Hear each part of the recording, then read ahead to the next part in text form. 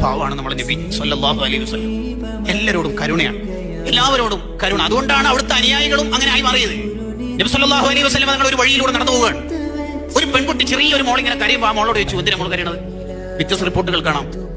ഞാനൊരു അടിമപ്പെണ്ണ, എന്റെ മുതലാളിയുടെ വീട്ടുകാർ എനിക്ക് 2 ദിർഹം തന്നിട്ട് സാധനം വാങ്ങാൻ അയച്ചതായിരുന്നു. എന്നിട്ട് അത് ഇവിടുന്ന് നഷ്ടപ്പെട്ടു പോയി, ഞാൻ കുറെ നേരമായി പരതുന്നു. നബി സല്ലല്ലാഹു അലൈഹി വസല്ലം തങ്ങൾ ഉടനെ 2 ദിർഹം എടുത്തു കൊടുത്തു. ആ പെൺകുട്ടി വീണ്ടും ഇങ്ങനെ കരയുന്നു. എന്തിനാ മോളെ ഇനിയും കരയണത്? ഈ 2 ദിർഹം കൊണ്ട് സാധനം വാങ്ങിയിട്ട് വീട്ടിൽ പോയാൽ തന്നെ ഇത്രയും നേരം വൈകിയതിന് അഹാഫ് വാങ്ങി അബ്രിബൂനി, ആ വീട്ടുകാർ എന്നെ തല്ലോ ഒന്ന് പേടിക്കുന്നുണ്ട്. മോളെ വീട് എവിടെ? വരി. ആ വെയിലത്ത് ദൂരം ഇങ്ങനെ നടന്ന് ആ വീട്ടിലെത്തി. ഒരു അൻസാരിയുടെ വീടാ. സലാം പറഞ്ഞു, ആരും മടക്ക് നിൽക്കുന്നില്ല. 2ാമതും പറഞ്ഞു, മടക്കിയില്ല.